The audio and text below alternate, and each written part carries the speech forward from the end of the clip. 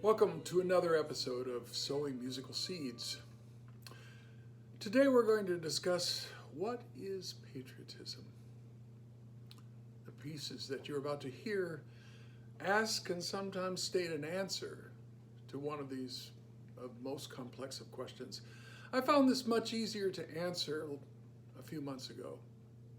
Not so much anymore. We begin the Great American Songbook concert with 4 of these short pieces. The first, a Navajo prayer called, "Now I walk in beauty. Beauty is above me, beauty is below me, beauty is around me."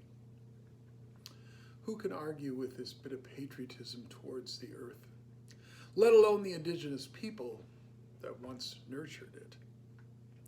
In the enlightening book, Braiding Sweetgrass by author Robin Wall Kimmerer, she concludes, "The moral covenant of reciprocity calls us to honor our responsibilities for all we have been, for all that we have taken.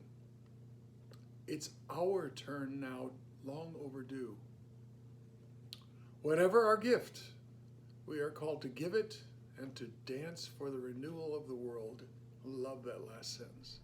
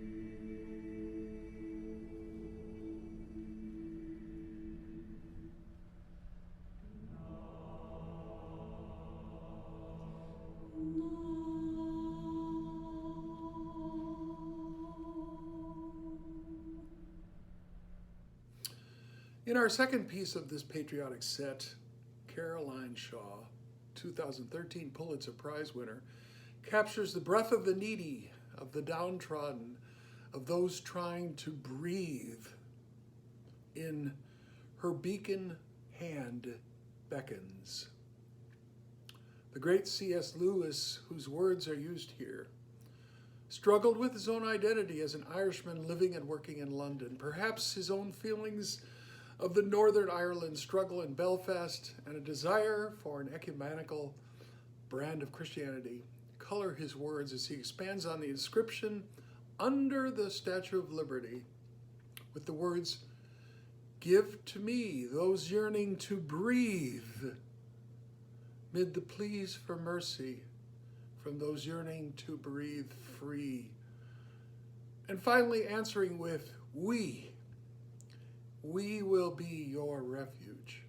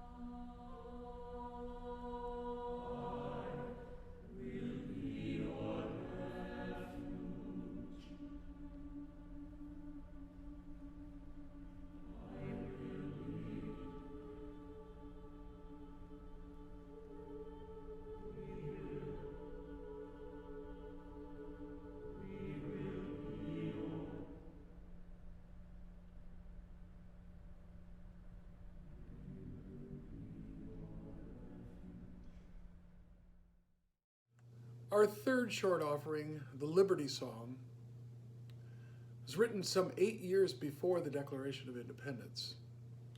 An American patriot was making a popular case for American identity and for American action. John Adams remarked, "Cultivating the sensations of freedom through song." John Dickinson's lyrics provide a moral call to action, putting the political argument of the hour in a more universal way, especially with the line, "To die we can bear, but to serve we disdain, for shame is to freedom more dreadful than pain." The irony of the choice of the music being the British anthem isn't lost on me. It is shrewd to put new words to an old tune, especially if you're trying to put familiarity on its head.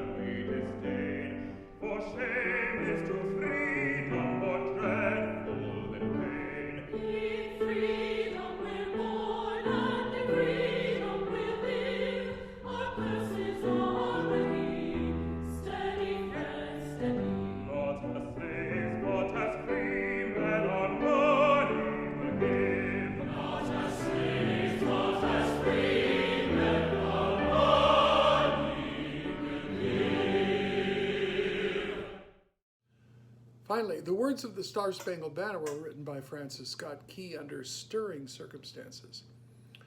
He was detained on board one of the British ships attacking Fort McHenry in 1814. All night, the bombardments continued. Toward the morning, the firing ceased, and Key awaited dawn in great suspense. Had the fort surrendered? When light came, he saw that our flag was still there. The final line we can all sing and know by heart, "O'er the land of the free and the home of the brave."